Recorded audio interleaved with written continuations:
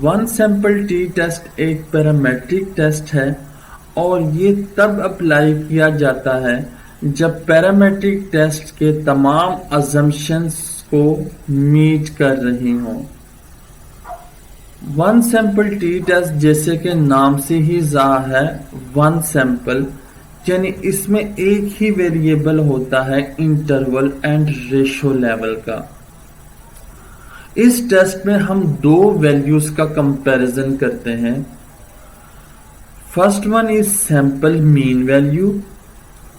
Sample mean value क्या है कि सैंपल से जो हमने डेटा कलेक्ट किया यानी रिस्पोंडेंट से जो डेटा कलेक्ट किया उस तमाम वैल्यूज का हम मीन कैलकुलेट करते हैं और ये हमारे पास एक वैल्यू आती है।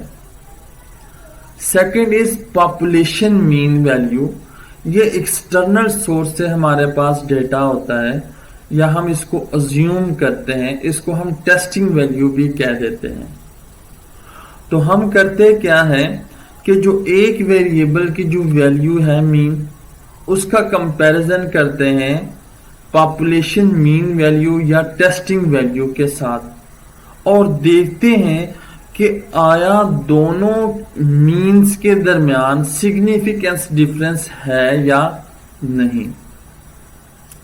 फॉर एग्जाम्पल, ऑर्गेनाइजेशन के एम्प्लॉय से हमने डेटा कलेक्ट किया सैलरी के मुतालिक और दूसरा जो हमारे पास एक्सटर्नल सोर्स से है कि पाकिस्तान में एवरेज जो लेबर है, वेजेस हैं वो 32,000 है।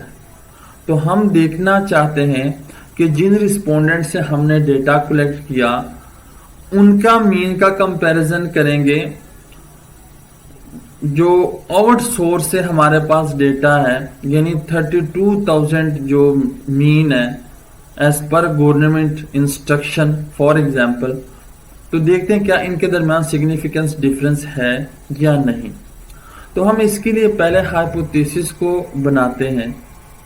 तो हमारा अल्टरनेटिव हाइपोथेसिस क्या होगा कि there is a significance difference between the sample mean and the non population mean. और नल हाइपोथेसिस क्या होगा, there is no significance difference between the sample mean and the non population mean. अगर हमारा जो hypothesis है वो accept कब होगा, अगर दोनों की मीन के दरमियान सिग्निफिकेंस डिफरेंस है। इसका हमें कैसे पता चलेगा, इसका हम दो तरीकों से पता चल सकता है। एक पी वैल्यू से, अगर पी वैल्यू 0.05 से लेसर है तो इट्स मीन कि there is a significance difference between sample mean and non population mean. In this case हम हाइपोथेसिस को क्या करेंगे, एक्सेप्ट करेंगे। ये हमारा अल्टरनेटिव हाइपोथेसिस होगा, इसलिए हम इसको एक्सेप्ट करेंगे और रिजेक्ट करेंगे नल हाइपोथेसिस को। अगर P की वैल्यू 0.05 से अबव है तो इट्स मीन कि इनके दरमियान सिग्निफिकेंस डिफरेंस नहीं है। तो हम क्या करेंगे, अल्टरनेटिव हाइपोथेसिस को रिजेक्ट करेंगे और नल हाइपोथेसिस को एक्सेप्ट करेंगे। तो मूव करते हैं SPSS के मेन फाइल की तरफ कि हम किस तरीके से इसको कंडक्ट करते हैं। सो एनालाइज पे क्लिक करना है, compare mean and one sample T test. तो ये डायलॉग बॉक्स हमारे पास आ गया।